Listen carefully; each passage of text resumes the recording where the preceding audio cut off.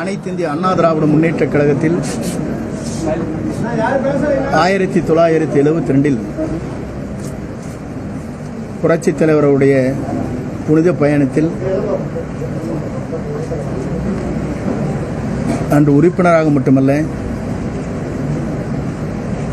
செயலாக இருந்து பணியாற்றியவன். புரட்சித் தலைவரோடு தன் பயணத்தை மேற்கொள்கிற போது 1975 கோவையில் நடைபெற்ற முதல் பொதுக்குழு, ஒரு வரலாற்று சிறப்புமிக்க பொதுக்குழு அங்கே நடைபெற்ற போது அதிலே முழுமையாக அரங்கநாயகம் மணிமாறன் எனக்கும் அந்த வாய்ப்பை புரட்சித் தலைவர் வழங்கினார். முழுமையாக அந்த பொதுக்குழுவை சிறப்பான முறையில் நாங்கள் ஆற்றி புரட்சித் தலைவருடைய பாராட்டுதலை அருமையினன் KAK ஆரம்பி அவர்களுடைய அருகாமையில் இருக்கின்ற போது பாராட்டுதலை பெற்றவன் என்பதை நான் முதலிலே நினைவூட்ட விரும்புகிறேன். அதற்கு பிறகு புரட்சித் தலைவர் அம்மாவுடைய வழியில்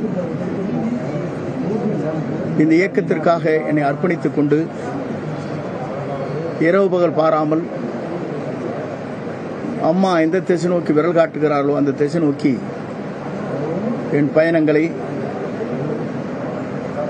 சிறந்த முறையிலே தடம் புரளாமல் சலனத்துக்கு நான் இடம் வராமல் என் பணியை ஆற்றியிருக்கிறேன் என்பதை புரட்சித் தலைவர் அம்மா அவர்களே திருச்சியிலும் என்னுடைய திருமணத்திலும் நடைபெறுகிற போது எடுத்துச் சொல்லியிருக்கிறார். இமயமே தன் தலையில் விழுகிறது என்றாலும் சறுக்காமல் வழுக்காமல் இந்த இயக்கத்திற்கு விசுவாசமுள்ள தொண்டனாக இருக்கின்ற காரணத்தின் அடிப்படையிலே தான் இத்தனை பொறுப்புகளை நான் அவருக்கு வழங்கியிருக்கிறேன் என்று அம்மா அவர்கள் குறிப்பிட்டதை நான் நினைவூட்ட விரும்புகிறேன். ஆகவே அம்மாவுடைய புரட்சித் தலைவர் காலத்திலும் சரி, புரட்சித் தலைவர் அம்மா காலத்திலும் சரி, இந்த இயக்கம் வலிமையோடு இருக்க வேண்டும் என்பதற்காக எல்லோரோடும் சேர்ந்து என்னுடைய பணிகளை அயராமல் நான் ஆற்றியிருக்கிறேன்.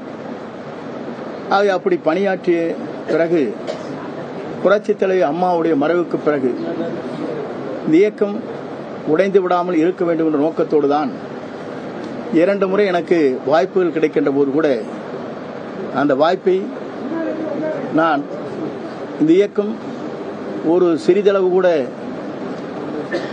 ஏதாவது தடைகள் ஏற்பட்டுவிடக்கூடாது என்ற நோக்கத்தோடு தான் எனக்கு கிடைத்த வாய்ப்புகளை விட்டுக் கொடுத்திருக்கிறேன் என்பதும் நாடறியும். ஆக அப்படிப்பட்ட நிலையில் இன்று அனைத்து இந்திய அண்ணா திராவிட முன்னேற்ற கழகத்தில் நம்முடைய பணிகளை நாங்கள் ஆற்றிக் கொண்டிருக்கிற நேரத்தில் கழக பொதுச் செயலாளர் மாண்பு எடப்பாடியார் அவர்கள், பழனிசாமி அவர்கள் பொறுப்பேற்றதற்கு பிறகு 2019,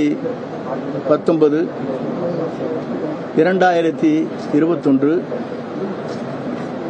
அது மட்டுமல்லாமல் மாநகரம், பேரூராட்சி, நகராட்சி, அதற்கு பிறகு 2024 நாம் அவர் எடுத்த முடிவின் காரணமாக, பல்வேறு சோதனையின் காரணமாக கழகம் வெற்றி வாய்ப்பை இழந்த நிலையும் நாம் கண்கூடாக பார்த்திருக்கிறோம். ஆனால் புரட்சித் தலைவருடைய வாழ்க்கை வரலாற்றை பார்க்கின்ற போது தோல்வி என்பதே அவர் வரலாற்றில் இல்லை என்ற வரலாற்றை படைத்தவர். புரட்சித் தலைவர் அம்மா அவர் ஒரு முறை தோல்வி ஏற்பட்டார், மறுமுறை வெற்றி என்ற இலக்கை சரித்திரம் காணுகின்ற அளவிற்கு உருவாக்குவார். அப்படிப்பட்ட நிலையிலேதான் அவரோடு தொடர்ந்து நாங்கள் பணியாற்றுகிற போது அவர் மறைவுக்கு பிறகு 4 ஆண்டு காலம், புரட்சித் தலைவி மறைவுக்கு பிறகு இந்த இயக்கத்தை வழிநடத்துவதற்காக அன்று திருமதி சசிகலா அவர்கள் எல்லோரையும் அழைத்து பேசி எல்லோருடைய கருத்துக்களையும் பகிர்ந்து என்னிடத்தில் அதற்காக 1 மணி நேரம் பேசியதற்கு பிறகு நானே அப்போது சொன்ன ஒரே கருத்து தான், எல்லோரும் ஒருங்கிணைந்து இருக்க வேண்டும். நாம் இருப்பது 122 பேர் தான். 11 பேர்கள் வெளியே இருக்கிறார்கள். அந்த நிலை மாறிவிடக்கூடாது, ஒரு சிறிய அளவு கூட சேர்ந்து விடக்கூடாது என்ற நோக்கத்தோடு அன்று இவருக்காக பரிந்துரை கடிதத்தை எல்லோரிடத்திலும் ஒப்புதல் பெற்று பத்திரிகையாளருக்கு படித்தவன் என்ற முறையிலே உங்களிடத்திலே எடுத்துச் சொல்ல விரும்புகிறேன். அப்படி இருக்கின்ற போது 4 ஆண்டு காலம் நாம் ஆட்சியை நடத்தினோம்.